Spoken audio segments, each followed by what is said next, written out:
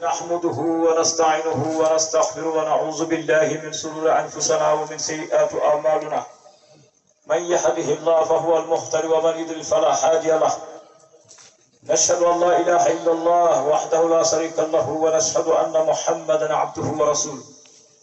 وبلغ الرسالة وعد الأمانة ونصح الأمة وغضب الغمة وجاهد في الله حق جهاده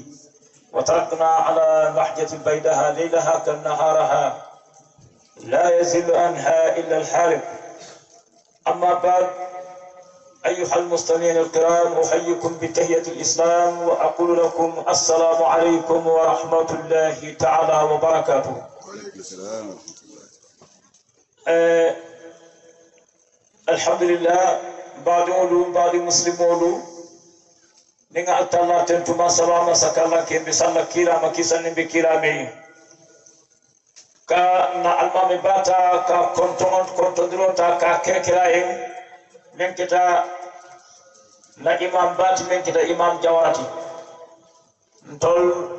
nay nyolong asiata sanyi muanti nabe nyoka jam ngamen la to wala alabatoti ani sobeya ani kamol ta ke salindi kamol yamar ke fatandi o kamala de tembo mento nyen tanto men yata ayalo anala molu sati dukewlu ni kabirol ni dairalu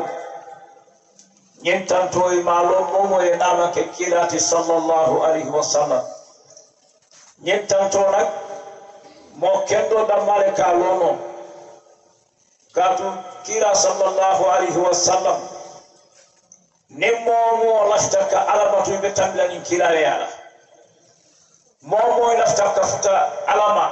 ibe futa la nin kirare yala de kira sina silo etandila ye alabato don inyanta alabato nyami yalo katen ateremu Allah jombati me yalo ko yukhrijun nasu min zulumati ila nur Muhammad le nata kamol ta kebe firindi kebe bondinam firo kono ke sabanoro kono gotoning ali tanto ta kalo ali imam jawara toya alglobe santo bal tentula bal jayida o kola kana alfabal ta na milia lonko nyada norale wolu milia do pota kachala imam top nyol katabula na jikibabe melkan imam jawara nyol igaf nyali imam jaw nyol katawo nyama na mori babe nata mbay betentula kebe jayi nyen tanto ko jang kira sallallahu alaihi wasallam la horomo kama ni imam jawara na la mol la ko madrot kadu kira sallallahu alaihi wasallam ako hakole ben damal tema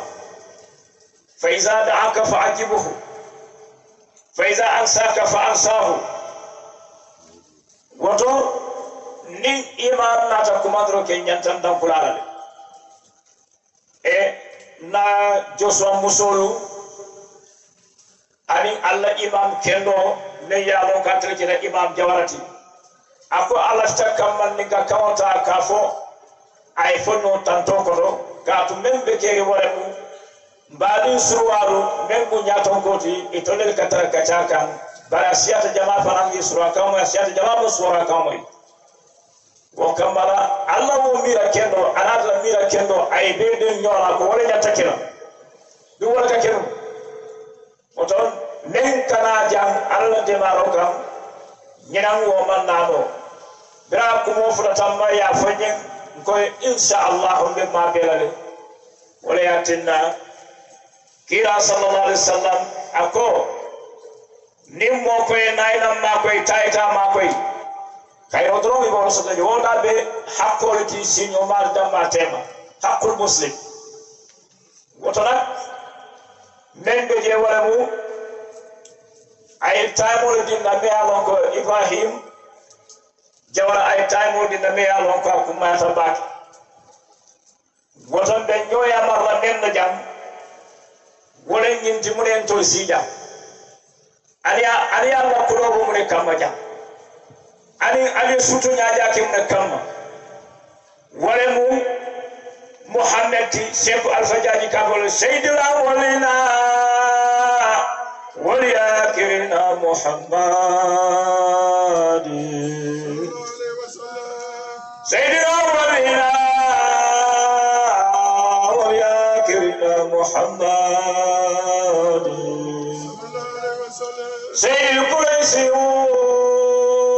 والهاشمي محمد تعالى فإني للنبي محمد فيها فكم سيد فيها موت بسيدي لقد رجم النبات فوزرا لقد نال ما يبقي وفاز الكلام محب الرسول الله كان ارتفاعه فيها فكم سير فيها مروت بسيدي جميع رسول الله لا يتساسون سبي النبي الله أزكى تابوني لماذا الفضل والفقر والسلطان لماذا الفضل والفقر والسلطان يا جماعة المسلمين صلوا عليه يا جماعة المؤمنين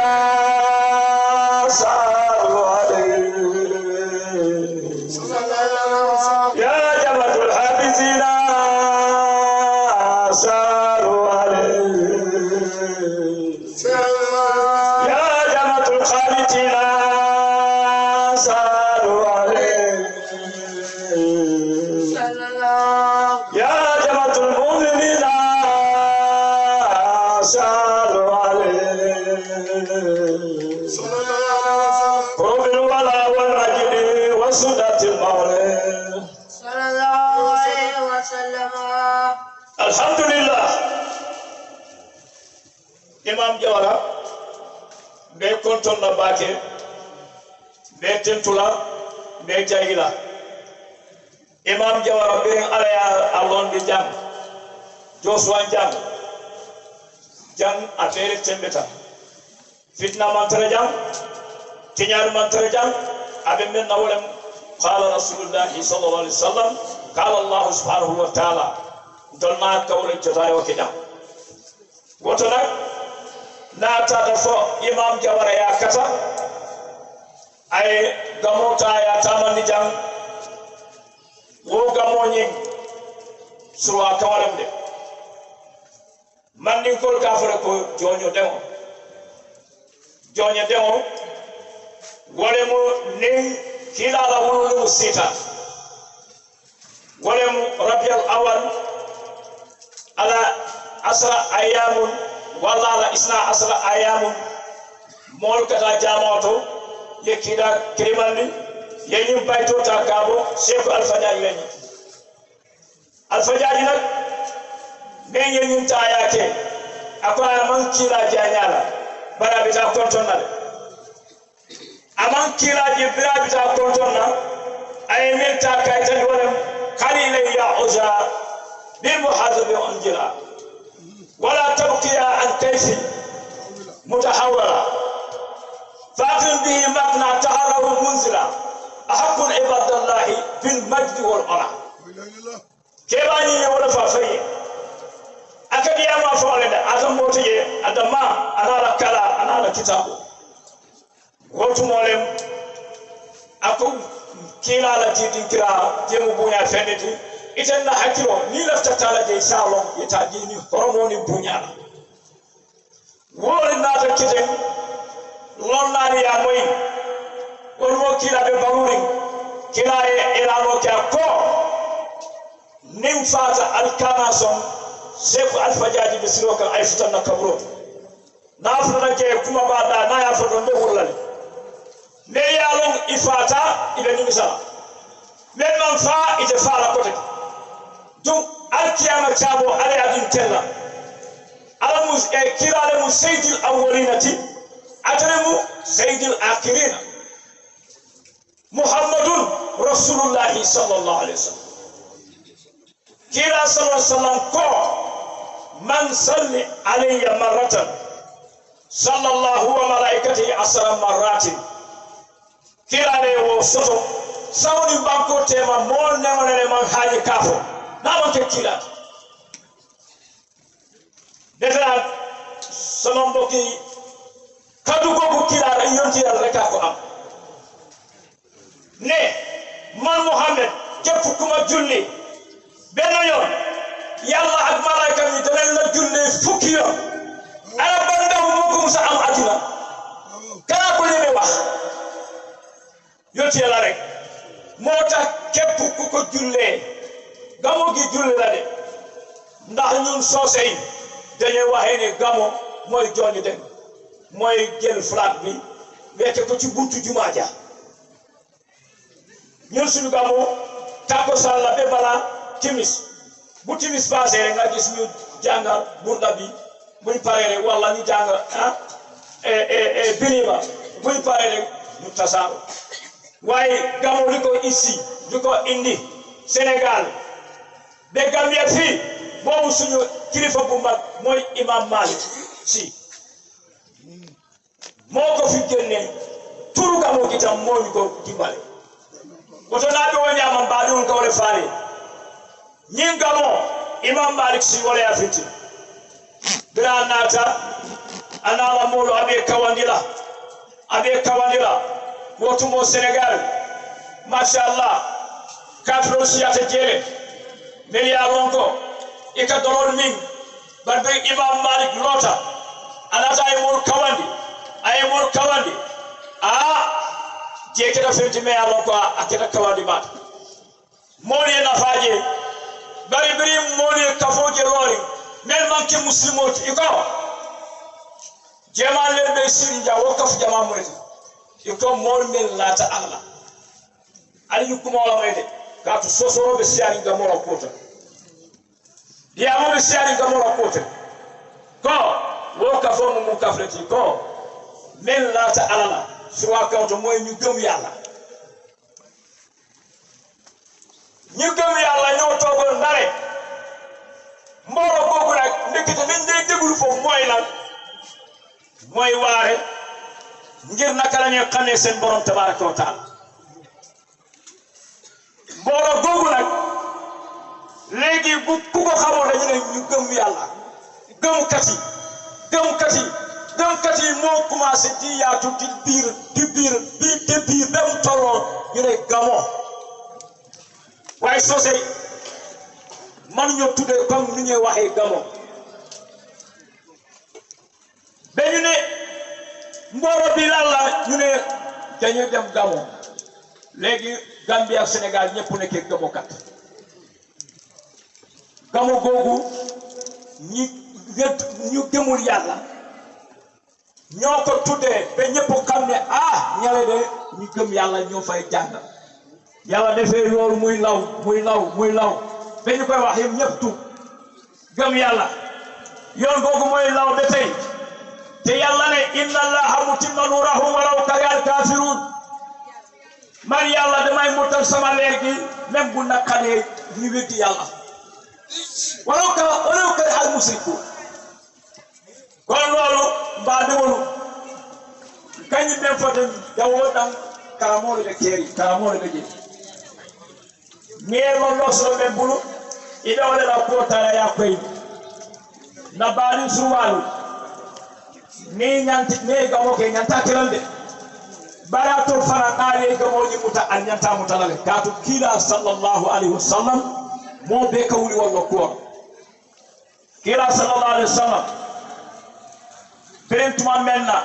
mari masatalla perta kaki wotumo alay mun tankake walamu mari ma satalla ko kul ja al haqq wa zahaqa al batil inna al batila kana zahuqan makan kulu albe ma nya benna kese talibulu latani manatani oza ani manata salisatul ukhra al tatawu damal batla ka al dimul fa jalawlen ka sajul fa jalawlen kan sulta ke fa jalawlen wo mam mola duwa jabi amam mo tanka katu atallako wala taj'alu lillahi andadan wa antum ta'lamun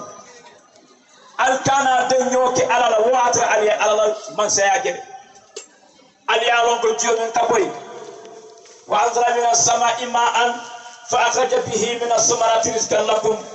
fala taj'alu lillahi andadan wa antum ta'lamun yi samane kanate jiyo me yawa nyanta boyla banko ala damma atleka jindi atleka wa kasfita wal falindi aka nyoke sol baloni aka beal baloni woto woman so alkara de nyokala wode nyona nalbe man so ni nakoni kala ala ko fasalu ahla al-fikr in kuntum la ta'lamun allo ali lonna ni ka fewra almam melo wotu more muhammad nata atallako muhammad yanko inna arsalnaka shahidan wa mubashiran wa naziran litu'minu billahi wa rasulihi nte ala lete kiraki ni kamma ko simol sewondi mella tete kirale latante ala ko ita arjanale bari simol kido farandi neri alon yebante ala no male ka jalaw noma ni fata ibita jahannamale nte ala lete wa lana sukula la ko yabi kayfa taraka fiya kal anbiya يا سماء ما تاورتها السماء لم يساوك في علاك وقدها لسنا منك دونه والسماء أنت مصباح كل فضل فما تصدر إلى أن دوايك أدواء وتو كلا بسري لوتاك والله ويتندي هي محمد تونيا تونيا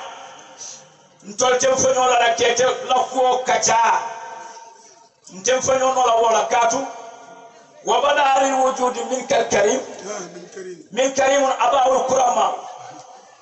nyin itene bota dinkirato men keta dinkira buñari wotu bari ila wululalu idemu mo budari wotu ni de buñata woten to jahalla yamay wo muhammad atel tata fo ala wululu حقيقة المحمدية نيما يتدل على ولولو من كاواكو فسن كلاجي كلا با ولولو ملا كاواكو جمال كتا دمبانو جات جنا دمبانو بفاتا أكو كلا با ولولو ملا كاواكو جمال كتا جينالو بجاتا دمبانو بفاتا نيمو كلا لا ولولو ولولو امام البصري كافوكو وتلا ايوال الكسرى ولولا ايات من كما تداول البناء من يوسف محمد لومنا على فتنه الدنيا كلها ولو ما ترى كتاب موت مي يالونكو كسرى بنجامبامي ياتا يالو جلام باتوي كما والله ila bume yalla to kala batol kege wo buñi kena fenti me ala afarata fosibla tan anin nani mune wota kafa wala mu kila la makamo ne yalo ko wala nata wo mo kun fembala ama kun fembala kila ta da fotuma men na menta afroda maka ko yeni ne tandala ko muhammad itele mu lampu batoti أنت مصباح كل فضل فما تفتر إلا أن دوائك أدواه أنت مصباح إتلم الله فباتوت كل فضل فما مبيرنا يا fama tasdur illa an dawaika adwa mote lampo mala nola muk fayene la lampoto yena kana dimbata kila bulu ita wala mote karanta lo nona na alfa bal na Cheikh Ibrahima Niass me yalon ko ngalon Cheikh Khalifa Niass me yalon ko ngalon na kawla hakko Senegal ni gande ni be Qur'ano ni na ni futa kawla abanta ni futa kawla Qur'ano kafo hakikatul kumola me yalon ko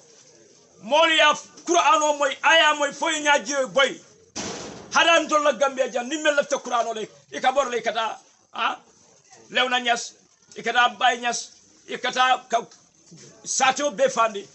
nyen kam maka Qur'ano taka nyini na Gambia du te bannaji halsay wo keba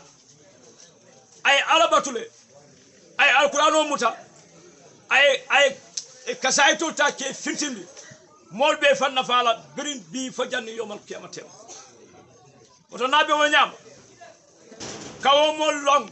mel lafta kilala yala fi o molla wo mu kilala sunnolti kila ko ni momo lafta lonnalla ya lon nay laftante kilala la momo e ban lonnal to iman lafinte kilala ni men jelata lonna fe akoy jelatan telefe bari momo jelatan lonna fe e jelatan telefe momo jelatan fe jelta alala fe wo nyanta wo lonna andum kila sallallahu alaihi wasallam momo ela kodota ya dundi transo yake kila la kuolto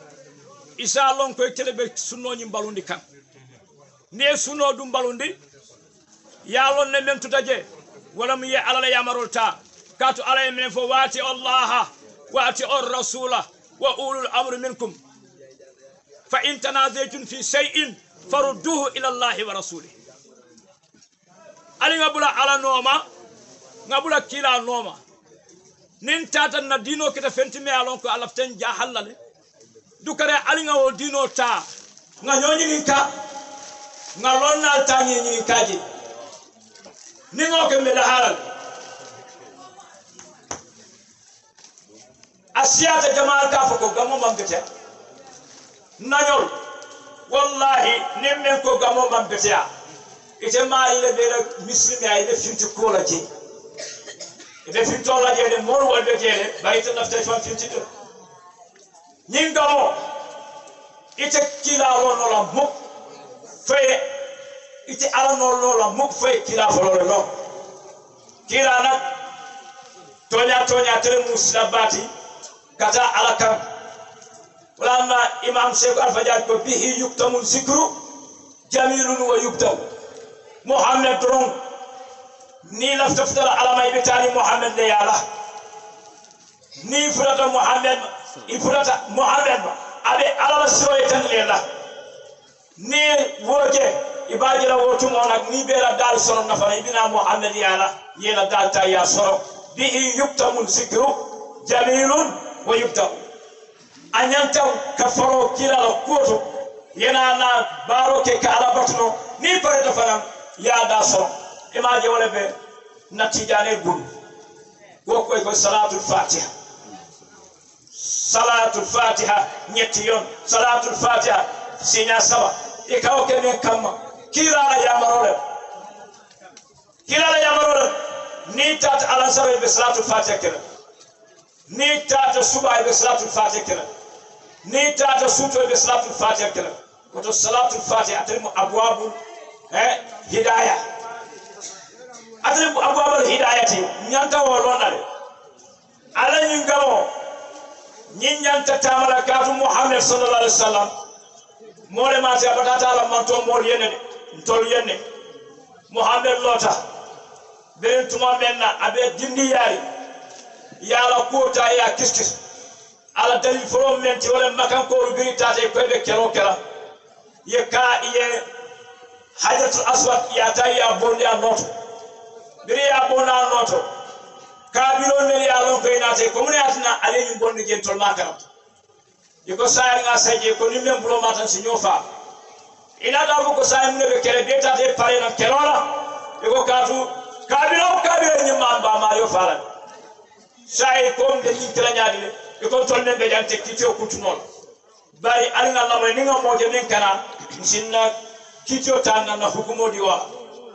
woni grare na tay muhammad ke sayyidul kaunain wa imamul sakalain muhammadun rasulullah sallallahu alaihi wasallam huwa habiballah huwa sayfullah huwa khiyarullah wa muhammad anata ke motu me ala fikte kan ko aha الآن نترك هذا القرار كلام هو لم يكسر حكمه جيد عنده حكمة يقول أمور ما تمي يالونك أبوك فنياف أنا بلاتي كيتين تيما وكيتين تيما نك مور ما تمي يالونك على كيتيو كتير وتملا كوينكو من مدللوتي إكاي محمد قريشين حاسين ونم مكتون مي يالي ما بيتجام يتولى كوي بيرو سين لا iko mota de roma akoy insay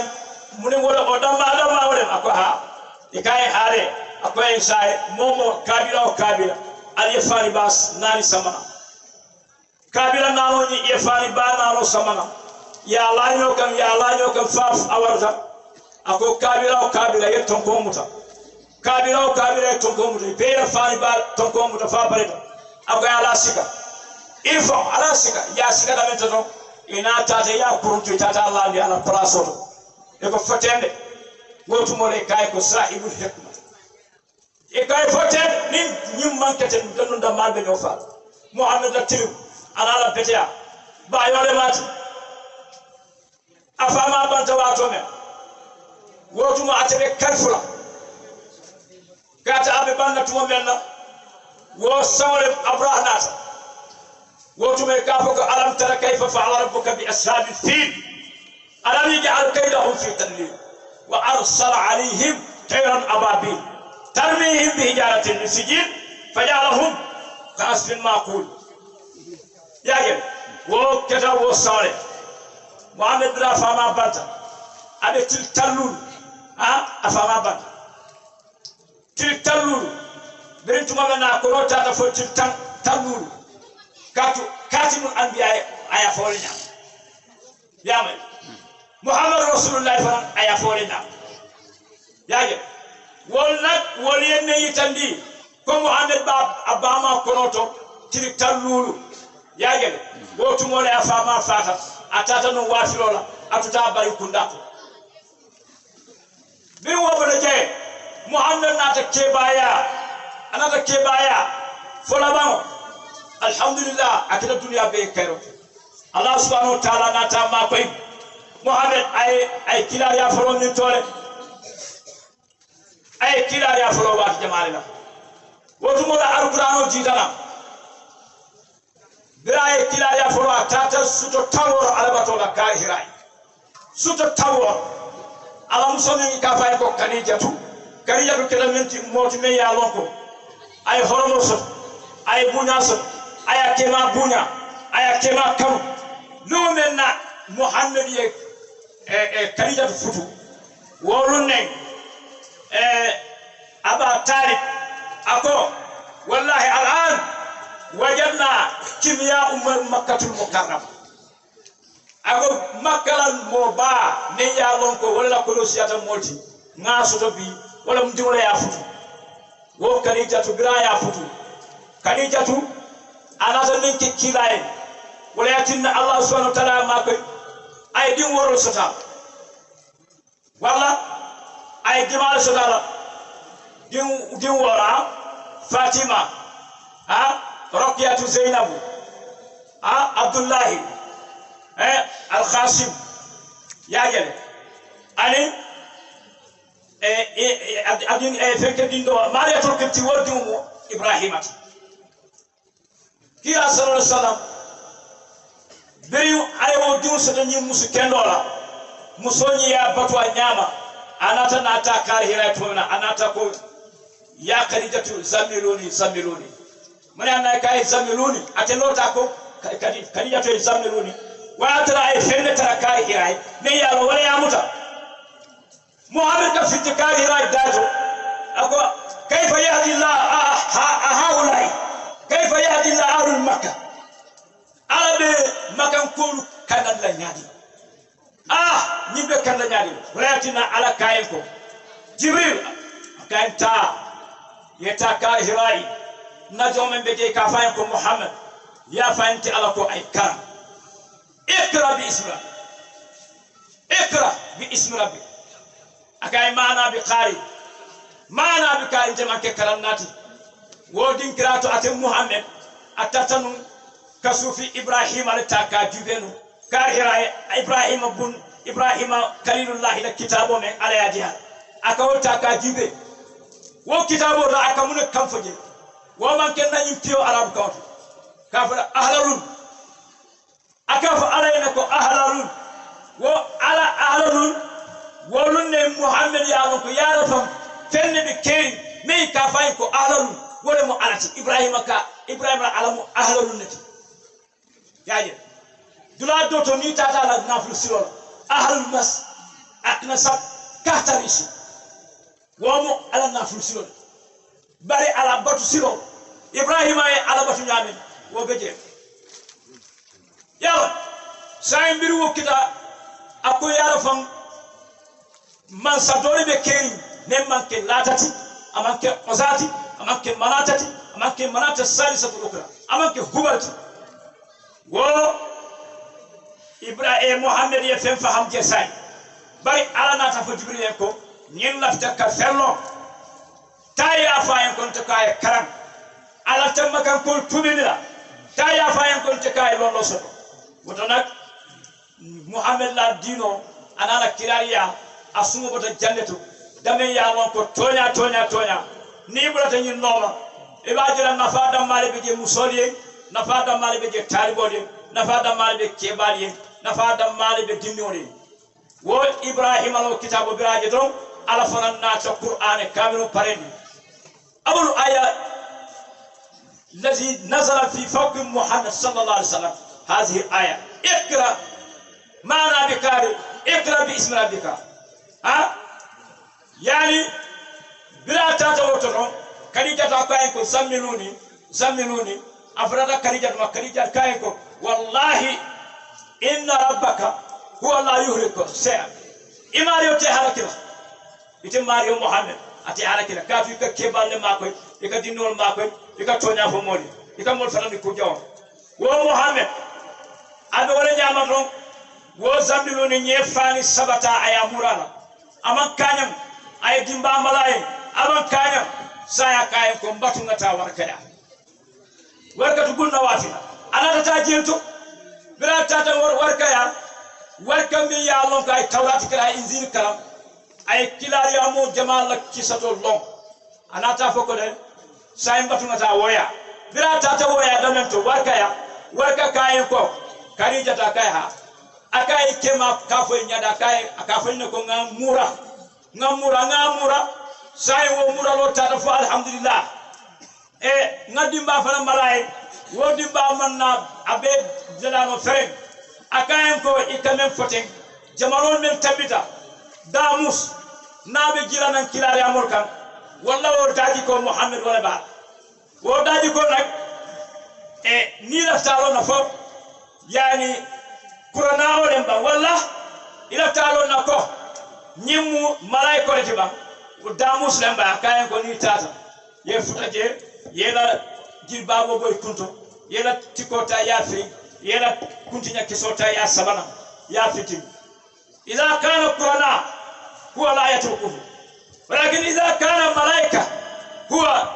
sayughaibu lahu wodin kiralem anatana wo dinkira ta ka kitu graf aka kuntu muhammad wutas asita kan ay famol belan akay munekeda akay ko ikamen je ajira ba akay hana mamu tamman akay wallahi muhammad ngamen foy ila nyi sasa mu kayro tamman woto nabe wanyama nsi wol kalam tabake ngaje ko muhammad allah atefale ata kerekerendi aya ki dunya bela nyaton ko muhammad manke ko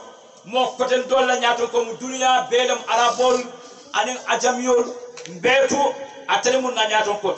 mbenga songola nyen dino me yalon ko anin wala nata mbenga tanga muta nyene mu dino ti me yalon ko nimme ya muta yakana yedum arjana bari nimmo mo ya bula drom isa karamta ko ibita jahalawal kaatu ala ko hako men ben tonnal tema wala nyinti ko aliyenna kumota aliya balun kasom kaje ko ngamin fali waati allah waati rasul